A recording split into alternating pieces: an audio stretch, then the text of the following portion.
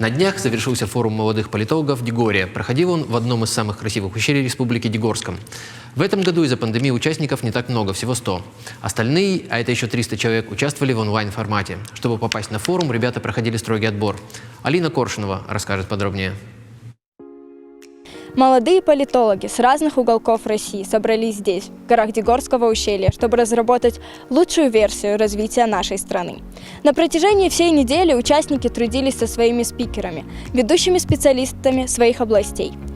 И благодаря форуму Дегория у них появилась возможность выиграть 1,5 миллиона рублей на реализацию своего проекта и сделать общество лучше. Участников, спикеров и гостей форума встречали традиционно с остинскими пирогами и пивом. Форум проходит уже второй раз. В этом году организаторы не только расширили образовательную платформу, но и изменили структуру. У нас был интереснейший набор спикеров. Мы отбирали их по нашим трекам. У нас было 3 образовательных трека: научно-исследовательский, политико-коммуникационный и политтехнологический трек. И вот по каждому треку мы отбирали лучших специалистов по всей стране, которые являются и практиками, и теоретиками, доктора наук. Форум – это не только 7 дней работы, это те проекты, которые они здесь придумывают, они реализовывают на протяжении года или даже большего количества времени. Участники форума приехали из 45 регионов. 100 человек прошли жесткий отбор. Конкурс 9 человек на одно место. Мы находимся в таком живописном месте. Здесь горы, остинские пироги, и это очень показывает местный колорит. Да, я полностью согласна. Впечатления максимально позитивные.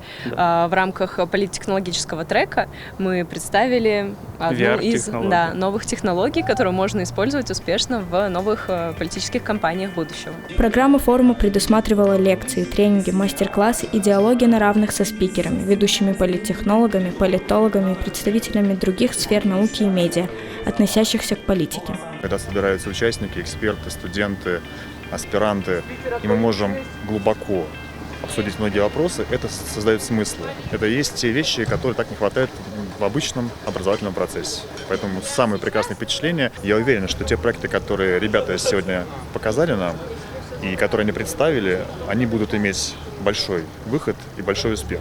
Потому что те глаза, те сердца, те эмоции, которые ребята проявляют, это и есть то богатство, которое действительно есть богатство России. Богатство России – это не недры. Богатство России – это наша молодежь, это люди, это простой человек. У форума даже появился свой маленький талисман – щенок Джесси. Помимо образовательной программы, участники и гости форума отправились в поход, чтобы посмотреть красоты Дегорского ущелья. Итоговым мероприятием форума является смысловой полигон. Там ребята защитили свои проекты и показали то, чему научились в течение недели. Алина Коршунова, Александр Будаев, Хетактуаев, Дераса Кортьева. Специально для программы «В итоге».